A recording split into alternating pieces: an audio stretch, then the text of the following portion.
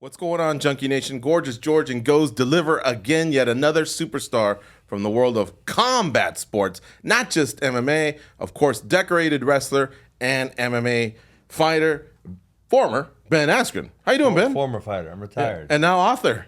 And now author, yes. So Look at that bad boy. Hopefully we turn into a best-selling author. That would be really tremendous. I haven't had a bookmark in a long time. Hey, there we go. Yeah, I dove into it. It's a fun read. It's really, really nice. Yeah, it is a fun read. You made it a fun read. Thank you. Anything you were talking about, whether it was the football stuff when you were younger or that neck injury that almost cut everything short. Yeah. It was fun. One of my favorite things, by the way, was you and Max. So you got two choices. We're either going to wrestle. Did you know Goes is my little brother? Did you know that? We look exactly alike. Are you guys messing with me? No, we're 9 years apart, but he really is my little brother. Okay. All right. And You don't have to keep saying little, but yeah, that would no. That's that's how it would go down at my house because so my dad. Well, let me finish the quote. Let me get the quote in, and then we'll talk about it. Sure. Yes. The choices for Max Askren was, we can either wrestle or I'm going to beat you up. And I guess Max had gotten so tired of the wrestling part that he says, all right, go ahead, just beat me up. Like, no, that's just how he always was. Oh, really? From birth. Yeah. And now, you know what? Now he's got a 2-year-old now, and the 2-year-old he's the same way because he doesn't listen worth a damn. He's so cute. He don't listen to nothing. Can you imagine that though? Like, go ahead, just beat me up. No, like, that's how, let's just get it over with. It almost sounded, not to sound like to compare it to, but the movie that we were like in prison with Tim Robbins. Shawshank Redemption. We weren't in prison. We liked the movie. Remember when he says, let's just get it over with? Yeah. He's talking about something else, but still, like that relationship you had with him, but you guys made each other better and all that. But well, you know what? He didn't really start liking wrestling until a little bit later, and that was part of the issue, right? Is I had the strong desire when I was younger, and he didn't want anything to do with it, really. Or, kind of like did it, but kind of did all the sports and just wasn't heavily interested. It was probably a wise strategy because most of the times I'd probably be like, he's just sitting there. I'm not going to beat him up, Like, it's like, why would you want to beat up someone who's playing dead? It doesn't make any sense, So maybe I'd like punch him once and then be like, all right, this is But that was still the best competition you can get in the neighborhood? It was just, I didn't, and this is part of the reason that Max and I started Askren Wrestling Academy in 2011 is because even at that time, which is significantly after we graduated high school, there was nowhere to wrestle year round. And we had the strong desire to wrestle year round. He didn't get it till he was about 14 or 15. And that's when I was almost out of the house, right? Because I was 3 grades older than he was. So I was about ready to go to Mizzou, and that was kind of when he started getting passionate about wrestling. And he ended up winning a national title as well. But so before that, it was just like I always needed partners. And so it was just kind of like, how do I find partners to keep me active on the wrestling mats? And sometimes I didn't get them, so I just do like stance and motion, just do anything I could, or lift weights, or go running, or all these things that I could do by myself. So now we start Askren Wrestling Academy, and kids can wrestle year round if they love it, and that's kind of the opportunities we want to provide. To be fair, you initially didn't like wrestling. You were kind of gravitating to the other sports. There was 1 year. Yeah. So my freshman. Was it the football game that kind of put you in the mind of like, man, I can't depend on these yahoos. I got to be the one that gets it done. Yeah. So So my first grade year, I didn't like wrestling. I didn't want to go back out my second grade year. My dad got a few of my friends to do it, so I did it also. And I think at that point, it wasn't like I liked it more than anything else or didn't like it more. I was just kind of like, did all the sports seasonally, So then once I think it was 4th grade for soccer and 5th grade for football, and this really, really drove me into wrestling. And it's kind of like when I talk to kids today, it's like, well, this is one of the things that really drew me in is there's just this aspect of self-reliance to it. It's you, it's the other person. You shake hands. The referee keeps score essentially, but that's it. There's going to be nobody helping you, right? So it's your fault and your fault only if you lose. It's your fault and your fault only if you win. And so, with other sports, it's like there's so many people to rely on. And, I was like probably an average football player and an average soccer player, but that I was competitive, right? So I wanted to win. And in wrestling, I found that, the harder I worked and the better I did. So I just kept working harder and I kept doing better. Yeah. I want to ask a question about this academy and the frame mind of what these kids are thinking. Because when we first started our show, when we first started watching MMA, there were a lot of breakdowns that included striker versus grappler, right? But now these kids have been doing everything from the beginning. Their mindset, do they ever tell you, I want to wrestle, but I also want to have this as my base when I get older. I want to do MMA. Yeah. Do a lot of kids think that way? I don't know about a lot. Yes, I hear it for sure. So we actually have 5 academies. So we have 3 in the Milwaukee area, then 1 in Green Bay and 1 in Madison. We definitely hear that, and my response to most of them is something to the effect of like, if you can be really, really good at this wrestling, it's freaking hard. If you can figure out how to be good at this, you can figure out how to be good at that too, right? But I do not advocate MMA. There's I'll tell you, there's like 2 people I've ever advocated MMA to. I'll tell you who they are. I usually advocate against MMA. It is a shitty career. You know, I say out of the many thousands of people across America who want to do MMA, man, if you make it to the UFC, okay, this is what I talk them through when they're like not that skilled. If you make it to the UFC, which that's hard, right? You're going to have to do a bunch of amateur fights, then a bunch of low-level pro fights. Someone's going to have to see you. You're going to have to not get injured. All these good things are going to have to happen to you. So you make it to the UFC, and you're on a baseline contract, and you win all 3 fights your first year, you probably make like $80,000. Well, okay, that's all right. But then, hold on. You didn't pay your management. You didn't pay your trainer. You didn't pay your taxes. Shit, you're sitting about $30,000 to $40,000. You're living at the poverty level. And that's if you won all 3 fights and everything goes really well for you, right? So MMA is not a great career. It really isn't. You know, it's fine for me. So the 2 people I've advocated for. Let me guess. One Yeah, of them. go. Michael Chandler. Yeah. No, I didn't say Woodley because he was ahead of you. Chandler, though. No, Chandler just wanted to fight so bad. I didn't have to have the discussion. We never had the discussion. So the 2 would be Corey Anderson, who's fighting for Bellator title. Overtime? I was going to. I trained kind of. So when I moved to Rufus in the beginning, I didn't really do any wrestling because there wasn't anyone who was competitive. And then I was like, hey, I need to wrestle like 1 day a week. So I'd go down to UW Whitewater. It was like 40 minutes away. And Corey was a national run-up at heavyweight. And I guess he had a little bit of a boxing background. And it was like, hey, you should consider fighting. I think you'd be really good. You seem to have the mentality for it. You love to work hard, that type of thing. And the other one is, he's one of my managers at AWA. His name's Jordan Newman. He's currently 4-0 in Bellator. He fights on November 18. He brought me this one funny stat this one time that, now I'm forgetting which animal it is, but he said the reason the animal is so aggressive is because it has a small amygdala. So I think he has a small amygdala because he's too aggressive. So I'm like, you need to fight. What's the animal? I don't remember what damn animal. It was his. He told me, he's like, oh yeah, they got small amygdalas. That's why they're so aggressive. And I'm like, so now when he gets aggressive, I'm like, you got a small amygdala. He walked into that one, right? He really did, because he's too aggressive. I mean, like, so I used him a lot as a training partner when I unretired in 2019. Yeah. And he'd be like, because I wasn't training at Rufus at the time. Duke would come out and work some mitts with me, but I was doing my own. I had my own kind of training camp, and so Jordan would come out and he'd be like, "Oh man, hey, I hurt my leg a little bit today, so let's just no kicking at all, you know." And then I might be start getting the better of him, and all of a sudden he starts kicking me. I'm like, Jordan, I thought you said no kicking. There's that small amygdala thing kicking in again. Got it. Yes, yeah. But I think he's gonna be really good. So obviously Corey's career has panned out really well. He's in the finals, right? Yeah, and he really was Grand Prix. He was really kind of dominating that last fight before it called off for the no contest. I agree. So I think that really was coasting towards that $1 million, man. Yeah, he would have made that $1 million. And he turned his career around because I wouldn't say average. He was about above average light heavyweight in the UFC. Yeah. But he had lost a couple key matches, and then something happened, man. Like a beast was awakened, and he's gotten so good that he's thumping people. Like not just really winning, thumping them. Well, and Bellator actually has a pretty good light heavyweight division. They You know, in most cases, UFC's divisions are significantly better than everyone else's, but the light heavyweight in Bellator is actually pretty strong because Corey's got a win over Jan Blachowicz, for example. He also has a loss to him. And Glover. And then, Bader was relatively successful in the UFC before departing. So was Phil Davis. Yeah, Phil Davis. So, yeah, you have a pretty good light heavyweight division over in Bellator. Yeah. I was actually gutted for Corey. It's about something you bring I know, up, right? The psychology that you bring up in the book. Nobody knows, well, not nobody, but a lot of people don't realize him not being able to put that all behind him, being in this just gigantic, long training camp, not having that release, and now having to go back to that place. That's got to be tough for him. I think he's gonna be all right. He loves to work. He really does. I mean, this dude overtime. He 25-8. really is. He really is a hard worker. So, I think he's gonna be okay with that part of it because he just loves to grind. That's just in him. That's just what he does. This is the proof, so we're not messing with you. Oh, nice. That's awesome. Yeah. Cute. Your mom dressed you up nice. She did, yeah.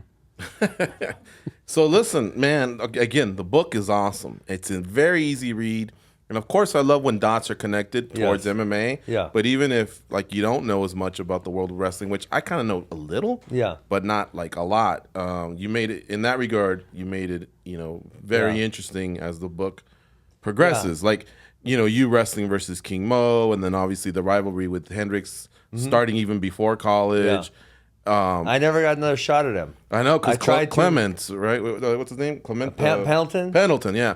He became the guy. Well, yeah, so Johnny and I were in different weight classes, but my senior year, actually, because I really wanted that one back because I lost him twice in high school. And it was just a match I always wanted back. And he never wrestled in the spring, so there's the college season, but then most times the best college guys wrestle in the spring in the freestyle circuit, And there's different weight classes, so it's like where I wrestled King Mo, right? I wrestled him at 185 or whatever, and so I thought we would meet up at some point, and we never did. My senior year, actually, there's this event called the All-Star Classic where they try to pair the number 1 guy versus the number 2 guy up, and they asked me to come because I was a returning national champion. I said the only way I'm going to come is if I can wrestle Johnny Hendricks. At 160, and I'll even come down to his weight class of 165 pounds because I want a piece of this dude. And they said no, can do. And then later, after the fact, I heard that it was Johnny and his team that said no, we don't really want that match. So I didn't even participate in the All-Star that year. And then right after college, Johnny went to fighting instead of so I continued to wrestle freestyle for a year and a half, where I thought I would get a shot at him again. He bypassed that and went and fought. And then unfortunately. Yeah, in 2013, I didn't even get an offer from the UFC when I left Bellator, and that would have been, kind of, I would say right around the height of his powers. I think he had the belt probably right after that, I would guess. So we probably would have met up, and Dana didn't make me an offer, so we never got to fight. Yeah, that was some BS because I remember that was around the height of Chael and the way he would push buttons on Anderson, Yeah. And you had a lot of that going for you where you were an instigator, like you say in the book, since you were a kid, through high school, college, and everything. But in our sport, I think instigators are valuable. Yes. So I would think that he would have saw you as a free agent, a coveted free agent that needed to be signed. Did you ever find out? No, I still haven't. Really? Nothing in terms of why then and why later? And later. I might as well tip you off right now. I made it to that part of the book. I was trying to crush it as fast as I could. We talked about the 5 days or trade so, in the first chapter. You probably didn't get to me leaving Bellator in just judging by where your book chapter is. 4. Yeah, I finished chapter 4. No, that's just me starting fighting. Okay. So no, I left Bellator in 2013 in July. So my last fight was July 31, 2013. I was 12-0, and I think I was ranked, depending on the production, somewhere between 6th and 8th in the world. And I look back at that period like, how did I not get an offer? Depending on what? Production? I don't know why I said production. Publication? That's what I meant. Did you ever go to USA Today and MMA Junkies rankings? Yeah, what was Because I'm proud of those. 2013. I'm proud of those. August 2013 MMA Junkie rankings. And I have a lot to do with those. And the one thing I'm proud of is it's all of MMA. Yeah, so absolutely. I remember you ascending to even higher than top 10 or whatever. I mean, look, you couldn't deny winning tournaments, title defenses, and then connecting the dots with, other fighters, not necessarily MMA math, but just knowing who's good and who isn't. Absolutely. Plus, we saw Pride guys come over and be successful. WEC guys come over and be successful. Strike Force as well. Yeah, and Strike Force is the one of the most obvious Remember we called ones. it Strike Force? Look how many champions Strike Force produced. So many. I mean, Luke, Woodley, Cormier. DC, Ronda Rousey, Cyborg. I mean, a lot of people came over from Misha Tate. She won a title as well. Yep. So that was funny, man, reading Strike Force and Bjork. And so you took me down a nice memory lane. Yeah, there really was in there. So just that, I finished my contract July 31. And it was they showed a level of interest, but it was like they didn't want me in the negotiating thing. The matching clause, because they didn't want to have to negotiate that. And so they said, get out of that, and you're good. And I talk about this in the book, and it was I think it was November. I know what it was. It was the Thursday before Gustafsson Jones in Toronto. It was Thursday. So, and I got the paperwork from Bellator, and I literally faxed it Friday morning, whatever that was, to UFC headquarters. Right? They had the paperwork. They fought in November? Yeah. Look it up. No, John, it was UFC 165, right? Is that what it was? Here's why I'm connecting dots, Ben. Okay. Because let's connect these dots. we went to Yep, Afghanistan. that was it. What day was that? September?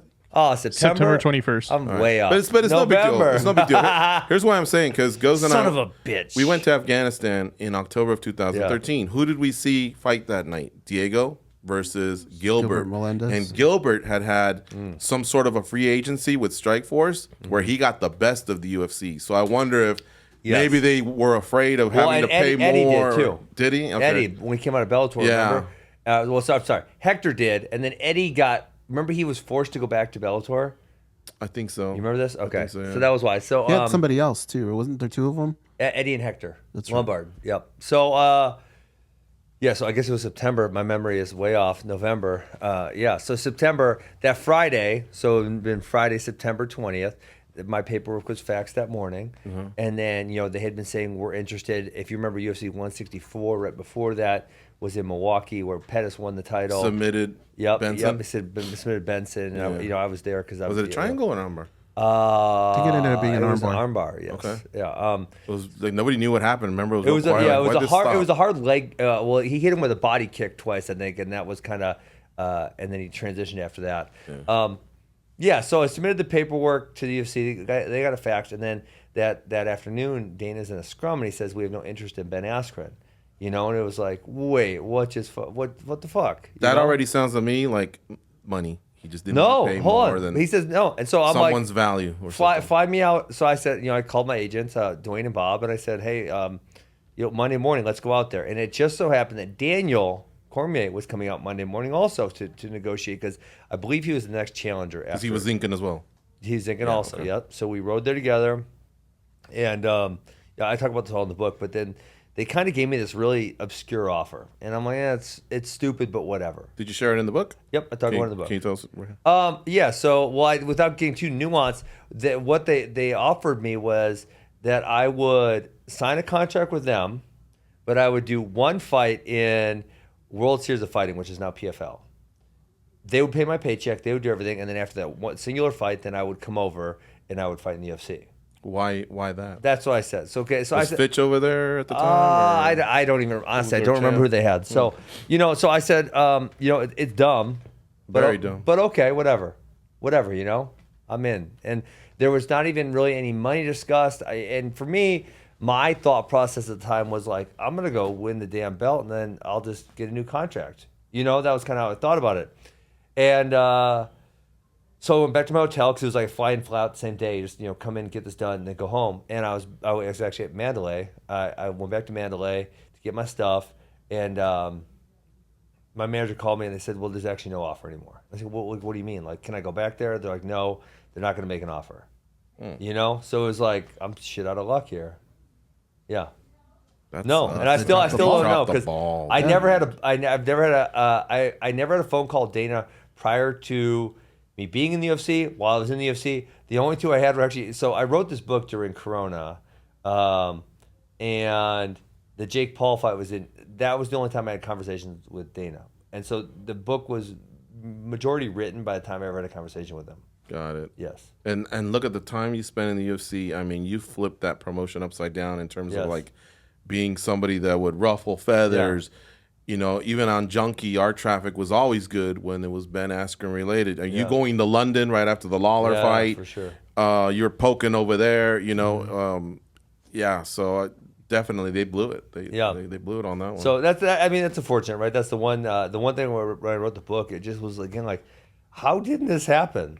Like, why didn't this happen? This is so dumb. So, but it's one of those things where you can't really have regrets about because it's not like there's nothing else I could have done at that point in time. It was what it was. Ben, you talked about in the book, Dana loves money. And I think that's something that we can all kind of pick up on. You made him some money. But do you feel like you won him over eventually at some point? It seemed like sometimes he was kind of catching on to you a little bit. You know what I think won him over was I just genuinely didn't give a shit, and I wanted to fight good people. You know, like, okay, give me whoever you want. Like, I think some of these fighters really, I think they genuinely do, like, I won't fight him, or I won't fight him, or no, I don't want that fighter, I need more time. And for me, it was like, who do you want me to fight? When do you want me to fight them there? I'll show up on time, I'll make weight, and let's go. You know, and it was like, there was just no nonsense, no shenanigans, no asking for more money, no nothing. It was just like, and so I think he realized, like, oh, I'm actually really easy to deal with. Like, we signed a contract, it says this, I'm going to go get in the cage, it's really simple. Well, your antics sold tickets as well. That too, but that probably because helped. I remember one time you were Twitter. standing in line either before you walked out to the was it ceremonial weigh-ins or something? Yeah. You and the Usman exchange. Yeah. Oh, yeah. You know, That was and our press you were so conference. casual about it too, whereas the other party was fired up. So I think that made it, fun. And I don't understand why he didn't catch on to that. He's dropped the ball a few times. He doesn't like to admit it, but when he does, he becomes so much more likable because we all kind of make. Yeah, we all make fumble the mistakes. ball. You know what I mean? We all make mistakes. How about, okay, so again, I didn't make it to the end. That's fine. But I plan on it.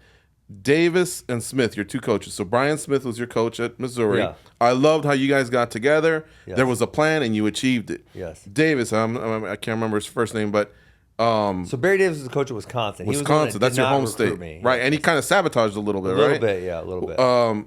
Was it ever good with him? Never. Never? No, my high school coach was John Messermick, and he was great, and he works with us at AWA now. Yeah. No, I never really had anything to do with Barry Davis. Brian, Never even heard behind the scenes where the guy goes, yeah, man, he respects you, or No. you're a hell of a competitor. Not that I mean, I'm sure he did. I won everything. Right? It's like, whatever. Well, kind of like I won blew it all. it. That type of thing, like no, a regret. No, nothing like that. Nothing. Zero. Yeah, but Brian Smith was great. I'm actually going to Columbia this Saturday they have a football game. I'm going to run the practice on Saturday morning for the Mizzou wrestling team. Max and I and the other AWA coaches, we have 5 wrestlers currently at Mizzou. So the pipeline's strong. We actually had a national champ there, an AWA guy who went to Mizzou and won a national title. Yep. Yeah, he also won the 20 world title, so he's pretty good. Do you you have hundreds of students, I imagine, Yeah. right? Mm-hmm. And then is it always like, this is what I think would be the best for you, or like, are you pushing Mizzou as like a pipeline? Is that even legal for me to say? I don't know. Yeah, I mean, as a club coach, I can push where the hell I want. Okay. NCAA has no jurisdiction over Right. me. I try to mostly stay out of it because, the way, I'll give you a good analogy, and I don't know if you use this at all. If not, I suggest you do. Most of my friends are married by now. But here, my thing was, if they had a girlfriend, I felt like I could speak on that, like, hey, like, this girl's not good for you or whatever, right? And then once they made a choice to propose to her, then it's like, well, that's gonna be his wife. Like, I can't say nothing about her anymore, right? And I won't. And so that's kind of how I advise my athletes is in the recruitment process, I will give them some pointers, right? But if they choose somewhere else, I'll never say, no, you shouldn't have done that. You should go to Mizzou. Never, ever, right? It's like they've made that decision. They're going to go where they're going to go. They obviously saw something they really liked or an offer they liked or something, right? So I just did this because I want to put out a social media graphic. We have 32 kids actively wrestling at the Division I level from Askren Wrestling Academy. So we have 5 at Mizzou. We got 5 at Northern Iowa. We really like their coaching staff. We got a bunch at Little Rock. We have a bunch at Wisconsin, although I don't see eye to eye with their coaching staff. It's obviously the in-state school. We got a bunch at Minnesota. So we got guys around everywhere. Mm-hmm.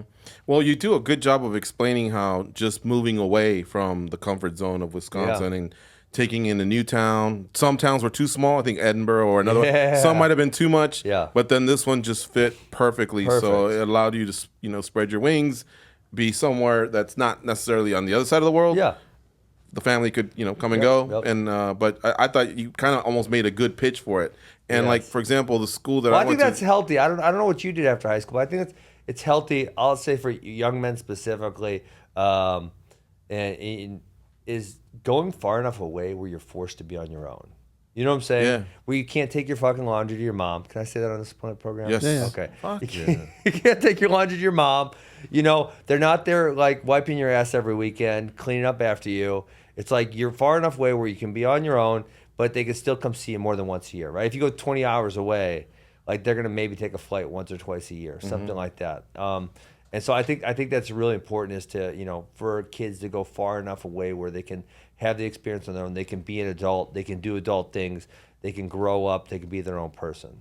I can't believe I'm saying this for the second time. Did you move away after high school? I did not. Uh-oh. But I'm bringing him up again only because his dad told me this cool story. Gil Melendez signed for Cal State Fullerton to wrestle. Yeah, okay. Where Dillashaw went and the guy looks like Big John McCarthy. Jesse. Jesse Taylor. Tough. Jesse Taylor. Yeah, those guys. They don't went know- there, they don't right? know program anymore, unfortunately. They don't? It was real close in that area. And then he told his dad, real proud, Dad, I got a Division I scholarship, And he goes, that's good, but you're not signing it. Why not? He goes, you need to move away.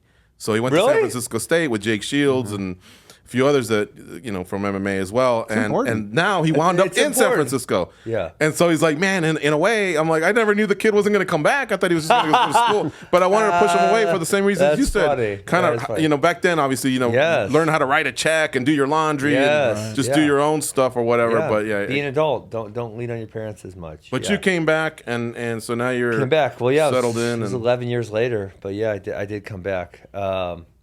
It was just, and I mean, a lot of it was because when I looked at all the gyms I wanted to be at, I didn't want to live in Florida, so that was out.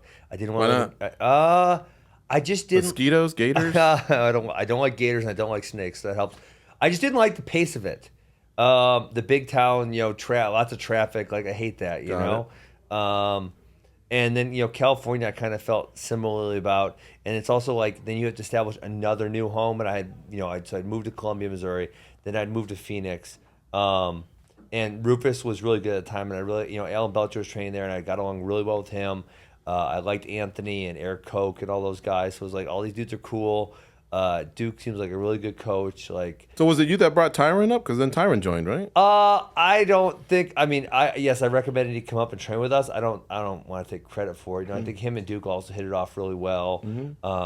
I just like to connect dots. No, I mean, obviously, Tyron and I trained together a lot when he would come up to Rufus, and it was awesome to have like a close friend that was that close. And I mean, obviously, I would have loved him there full time.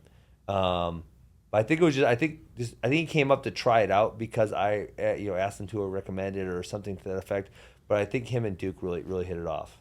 So jumping around here, if you don't mind, what happens if you and Johnny Hendricks run into each other at somewhere like the NCAAs? That's funny. How cool is it, or how cool is it not? I have never ran into Johnny Hendricks. Really? You would think at some point the animosity jumps out, not like a hatred, but just like that little weasel or something like that. Well, he's got to be careful. He's a cop now. He's a cop in Yeah, the Dallas-Fort Worth area. You're lying. Swear. Aren't you a Cowboys fan? No, I don't watch football. Okay, all right, never mind. No, that's really funny because I've literally never ran into Johnny Hendricks.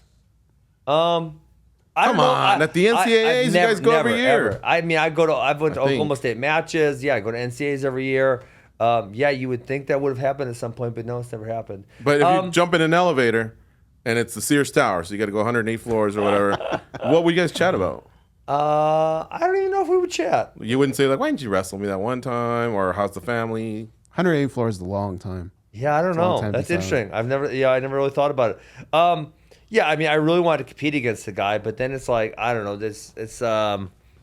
don't know. I think it's kind of dumb to continue to have animosity over that. It's like, yeah. So no, I don't feel like I have any animosity. I mean, it's not like I'm a fan of him or I don't consider him a friend by any. Did you root for him in his fights? The MMA fights? I don't think so. Yeah. Something's there he's not revealing. No, well, I'm trying to think of who. Because if you're having a fight, there's two people fighting, right? Right. Mm-hmm. So it's like, well, if I don't like the other guy more, then I might cheer for Johnny. Who are you rooting for in the King Mo Quinton Rampage fight?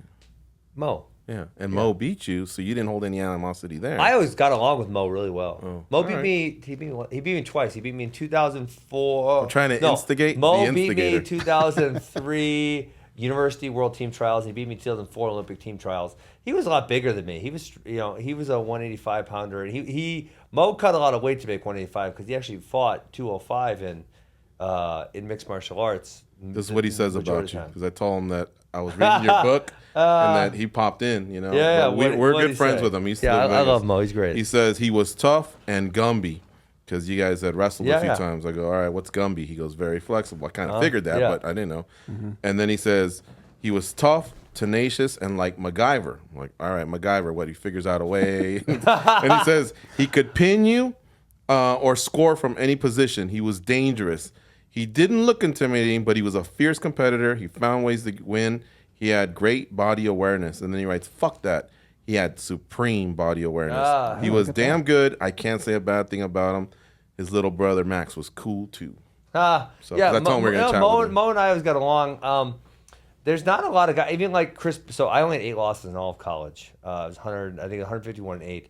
And Chris Pendleton, the guy that beat me 7 times. I definitely. If not for him, you're Kel Sanderson. I'm one behind. Right Kale. behind him, right? Behind, I saw that. Yeah. Pretty amazing. So I have no, like, I didn't like him while we were competing, but I definitely respected him, and now I think he's pretty likable. He's a Division I head coach at Oregon State.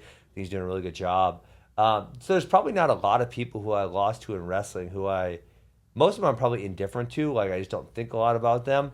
But then someone like a Mo or Chris Pendleton, like, I kind of enjoy them. I like them. What about that Russian that yanked all that hair out? He's one dirty son of a bitch.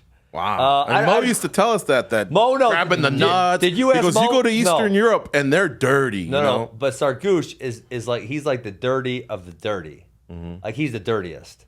Ask about you text Mo right now. So Sargouche? How dirty? Yeah. What's his? Is that his first? At Dennis Sargouche. Tsargush. How dirty was Dennis Sargouche? He was the dirtiest. Yeah. So yeah, he yanked my hair out. That dirty son of a bitch. Yeah, he's told us some pretty nasty stories about, especially international, eye gouging, all fish hooking, all that stuff. Yeah, that can get pretty brutal, man. So along the lines of George's question, so I guess if you had a question for Johnny Hendricks, if you had a question for Dana, because neither guy. Dana's like why wouldn't you sign me? That's easy. Why didn't you sign me? Yeah, why didn't you sign me in 2013? I don't know. Tell me. I just want to know. Do you think he could give you an answer that you would go, okay? Yeah, Dana's. I have all the things that you wouldn't deny about Dana. You would say he's very intelligent. Mm-hmm. You definitely say that. He knows. He's smart. He definitely knows. Johnny, I don't have any questions for Johnny Hendricks. No, he was roommates with King Mo. Yeah. So if King Mo said, "Hey, come over for dinner," you could run into Johnny Hendricks.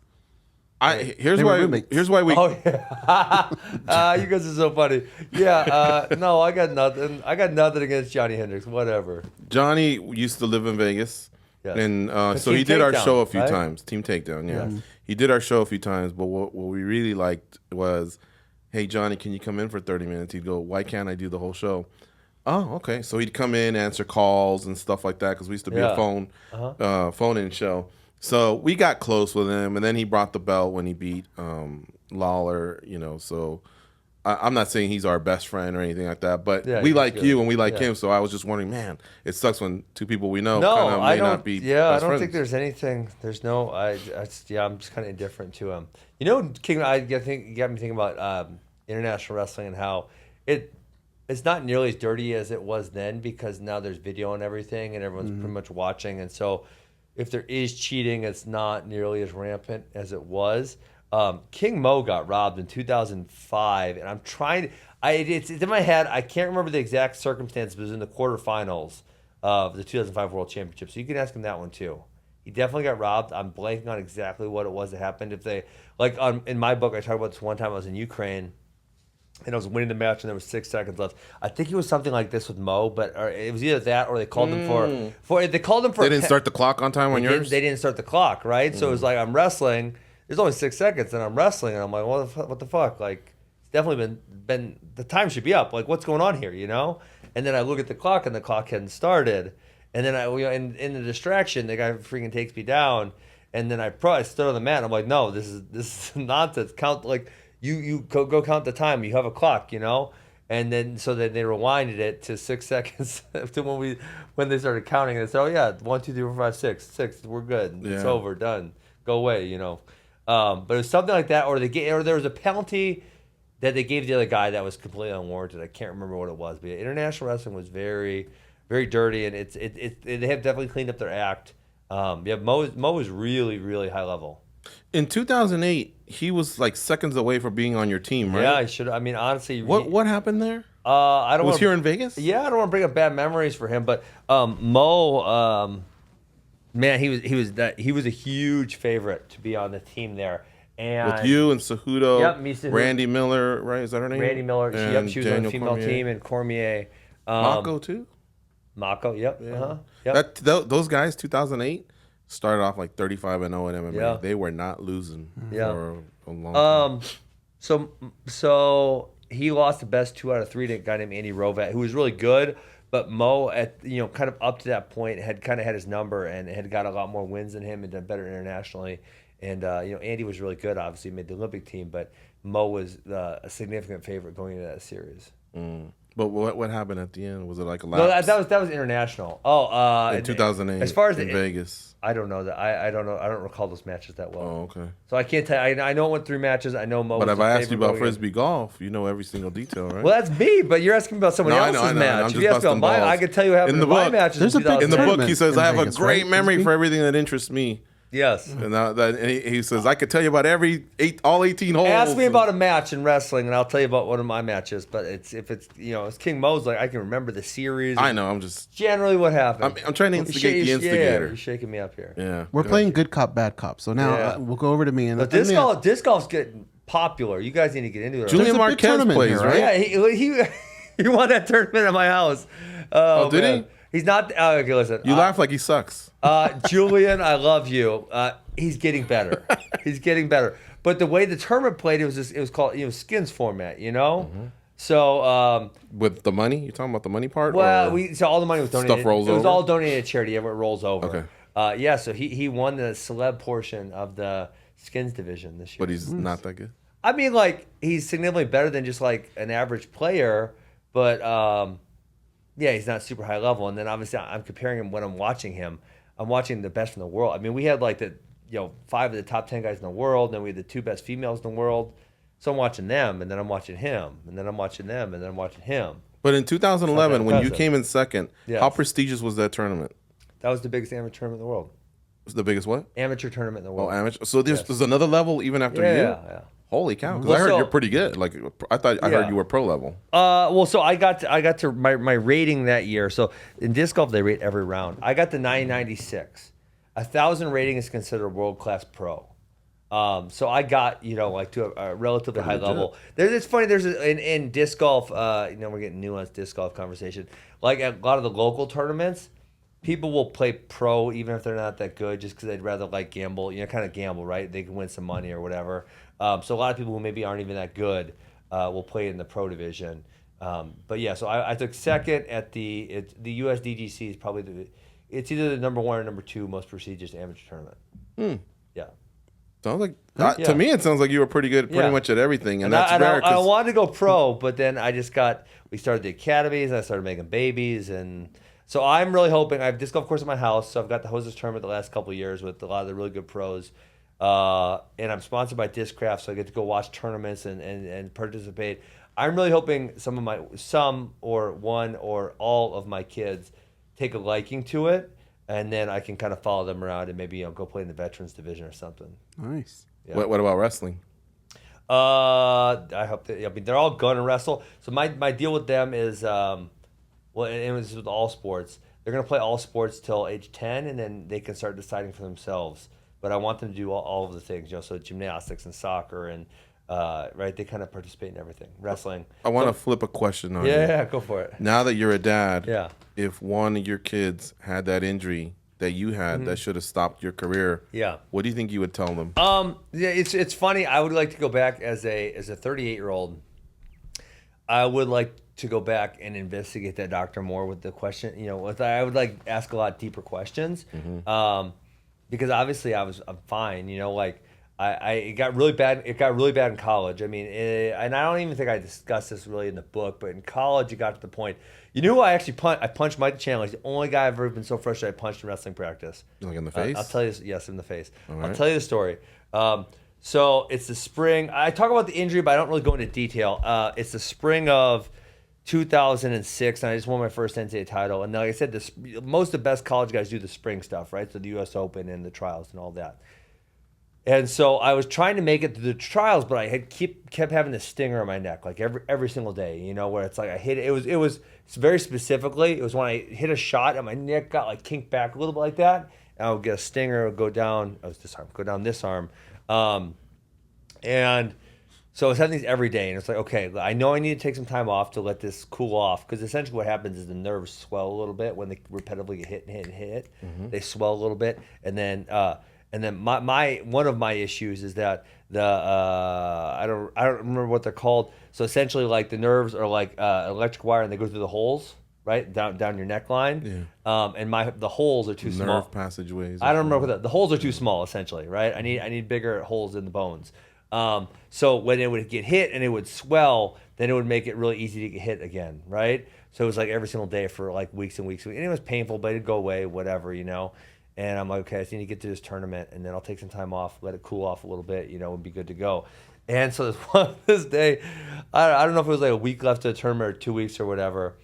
This one day, I go with Michael. Hey, Michael is a little, he might take offense to this, but it's true. So, and I can verify this with other colleges. He's a little bit spazzy sometimes, okay? And so I said, Michael, dude, my neck is really giving me issues. I really need you to not fuck with me today. Like, let's just nice, easy, small, light drill, And the first thing off the bat he does is, boom, he posts my forehead like this, kinks my neck back. I get a stinger. I'm like, fucker. I punched him. And then my practice was over. And then sure enough, like 2 days later, I went to lift weights. We do team lifting, right? And it was like a warm-up set. You do a warm-up set and then you get into your row reps. I do a warm-up set of bench, and the bench, it comes down, and I can't move the weight. I'm like, oh, that's weird. It's early in the morning, whatever. I just didn't get warmed up. So I kind of, partner picks it up off me, put it down again. I can't budge it. I'm like, what the fuck? Why can't I move this weight? So the stingers, because they were so repetitive, cut all the nerves to my arm, so my arm would stop working. Right. So I could do like 90-pound dumbbell on this arm, and this arm it was like 15. Like I was like barely. It was like 15 pounds was like and I could barely get it up. So barely get it up. That sounded funny.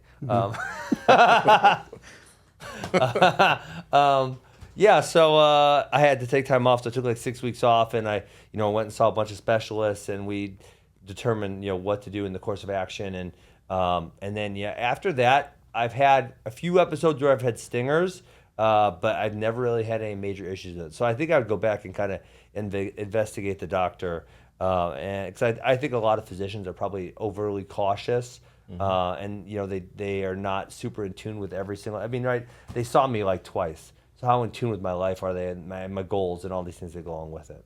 Man, that's kind of a long answer. I'm sorry. No.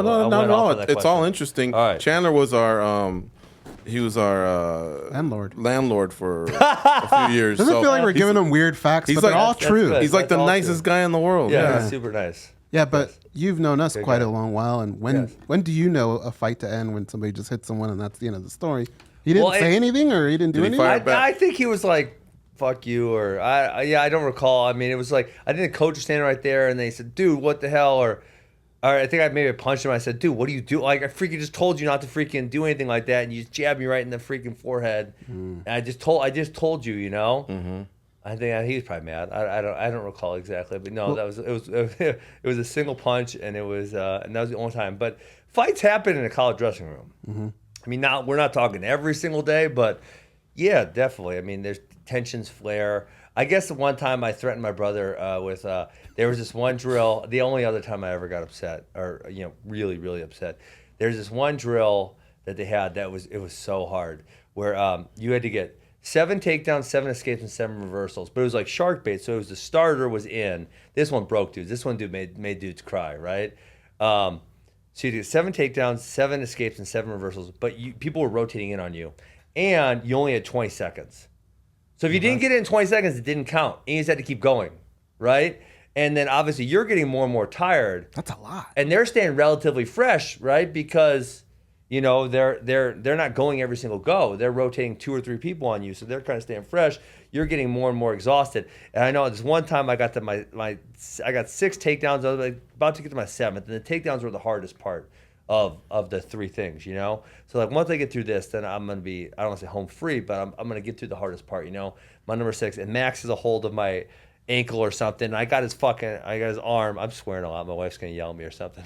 And I'm like, Max, you let me get this takedown, I'm gonna break your fucking arm, Max. Let me have this takedown. And he's like, no, I won't. F you. No, give me the takedown. And then he's like.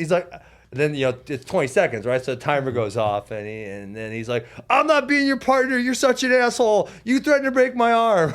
I'm like, oh, I just wanted the takedown, damn it. Yeah, that day. I mean, honestly, that day, that Shark Tank day, with that specific rule set, like that made dudes. And I mean, you can ask Woodley about it, or you can ask Chandler or any of the other Mizzou guys that were, I'm sure other college teams. But what was it called again? Shark Tank. It was shark bait, but with that specific set of rules. I mean, some days you use shark bait where they just rotate on you, and it's not like you have to be successful, right? You just have to kind of survive ish.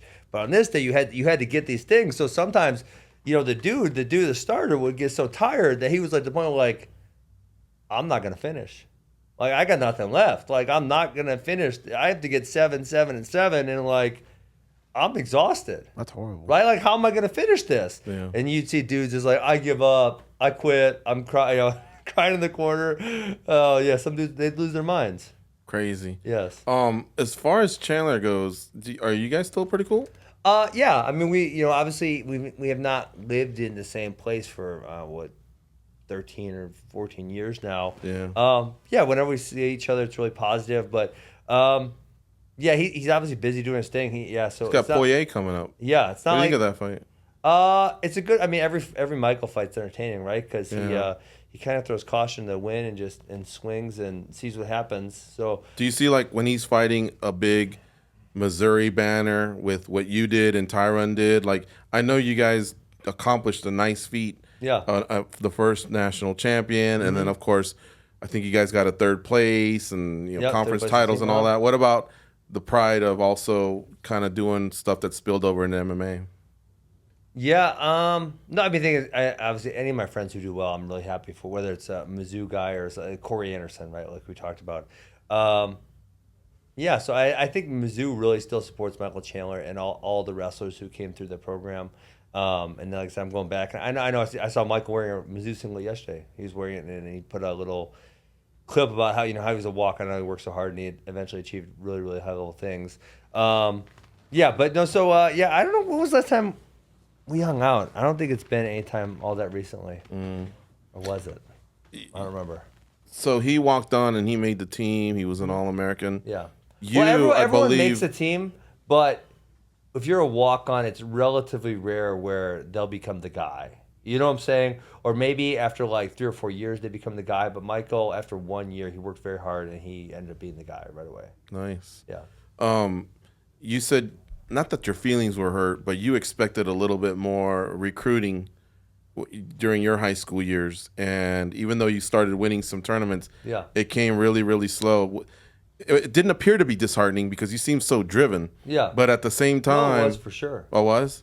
Well, yeah, so I think maybe I kind of glance over this in the book. You know, the book. One of the other things about writing a book, actually I haven't said this in any interview, I don't think, but it's as you read through it, and obviously I did many times to fact check and correct and make sure everything was great, it's like there's so many other people you want to thank or so many other little stories you want to tell, you know, but it's like, well, it's already like 200 pages. Like, you know, if I do a sidebar on every single thing and thank every single person, it's like now it's gonna be 400 pages, you know, or whatever, right? It's gonna just expand and expand and expand. So, okay, so just at 5th grade, I said I want to be more serious about wrestling. I quit baseball and I put more time into wrestling. I got better. In 9th grade, I said I'm quitting football and I'm doing wrestling is all I'm doing. This is all I want to do is I want to wrestle. That's it. I want to be great.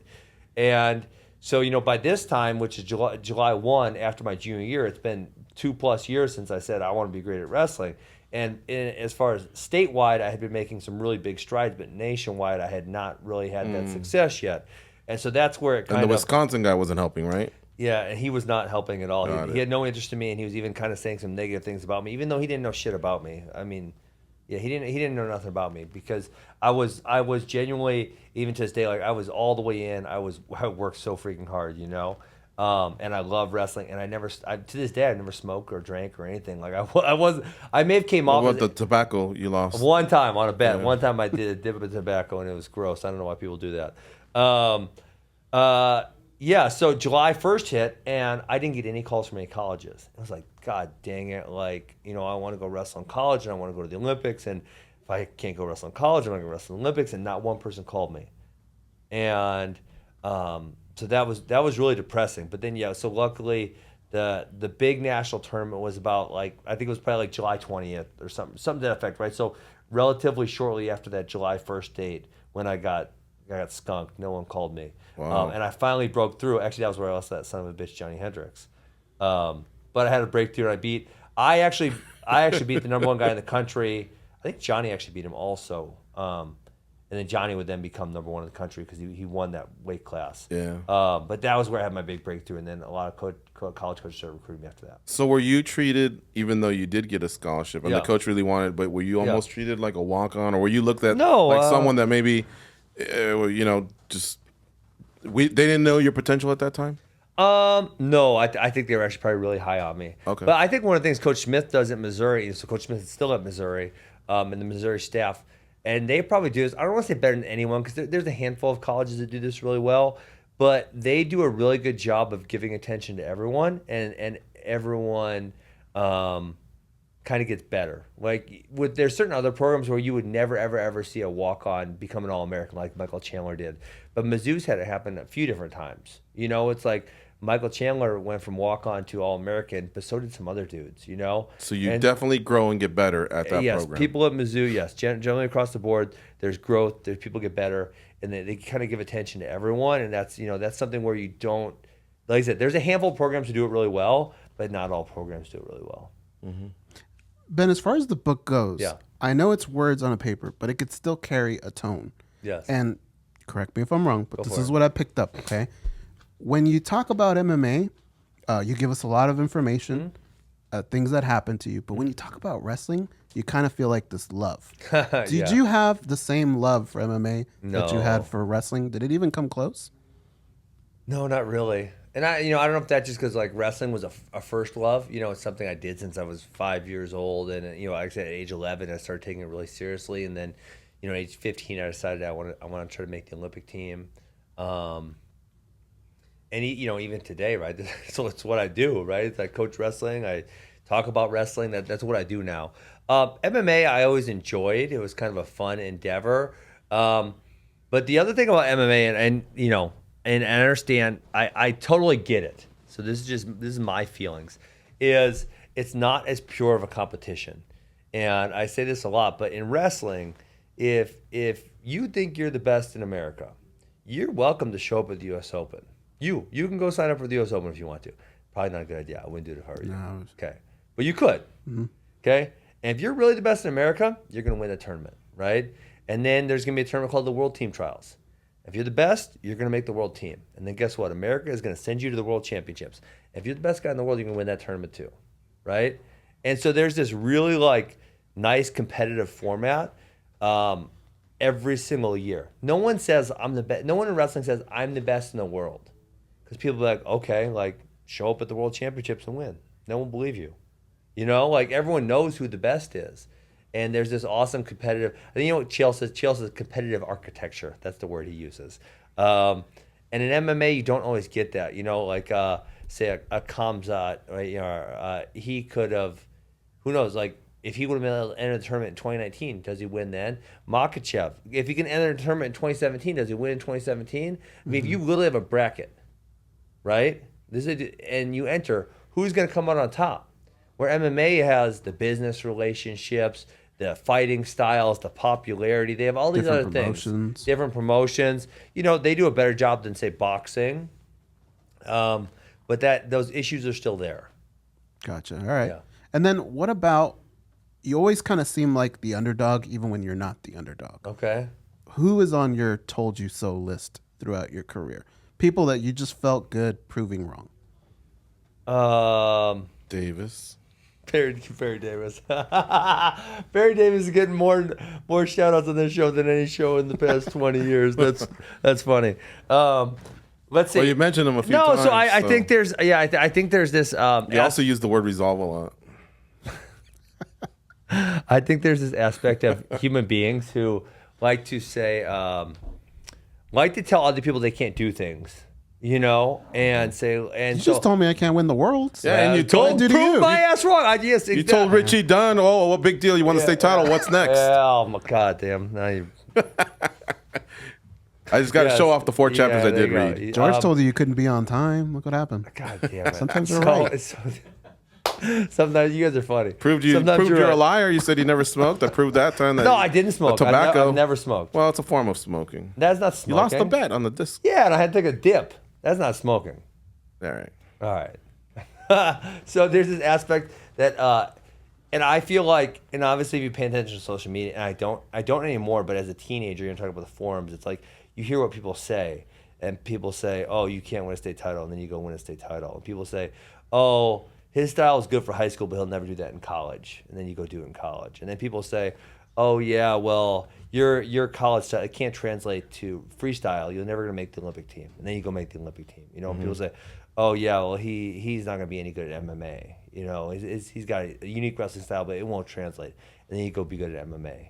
You know, so I feel like that's just like, that's what people do and what people say. And, you know, I'm sure you guys prognosticate for a living pretty much, right? So I'm sure there's plenty of dudes you've said, like, I don't think that dude's going to be very good. And then he ends up being really good. Yeah. Right. Charles Oliveira, I thought he would just max out at being a guy that maybe won 7 and lost 3, but never became a world champ. And look at the role he's on now. Seriously. That's one where, and when you said that, you were probably feeling pretty good about it, and there probably weren't a lot of people who disagreed with you. Well, he wasn't even making weight at 45. Yeah, he was a disaster. He was breaking a word that you use, and that you said as part of the wrestling community. Yeah. I think that's one aspect of MMA though. He's tough now, man. He's really tough. He's great. Yeah. Where in wrestling, by the time you get to the college level and eyes are on you, you've likely had many hundreds of wrestling matches, and so if you had those type of times, you're either A, been weeded out, or B, you figured them out. You know, one of the two. Where Oliveira, obviously had a high level of skill, but there was a bunch of parts of it that he hadn't figured out yet, and it kind of took him a while to figure it out. And and then he eventually did figure it out, and now he's a world champ, right? But there was no saying, because there's a bunch of other dudes who have been just like Charles Oliveira, who have had a lot of skill and have been very up and down, and they never figure it out. Yeah. And they're just always that guy, So it's like, yes, obviously something clicked for him and made him really elite. Just a couple more from me, and we appreciate your time. I got to pee so bad. All right.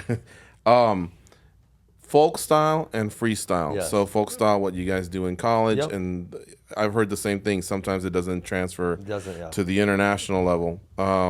However, the folk style is thought as a great base for MMA. Yes. So will there ever be an effort, or not an effort, but I guess, will they ever try and make folk style, I guess, No. will that ever change? I don't think so. Because it seems like USA Wrestling at the same time, I mean, they were so happy with the results this year, you know what I mean, that you would want more success, but with what's happening in high school and college being different from freestyle, how are they going to get there, Yeah, so there's a small push for the international style of freestyle to be what we do all the time as Americans. But yeah, given the level of success we have, I don't really see the necessity for a change. We're obviously, Russia was out this year. We won the world title, but generally now, right? Not 15 years ago, but generally right now, in the last, say, 3 to 5 years, we're probably 1, 2, or maybe 3 at worst. We're really good at wrestling.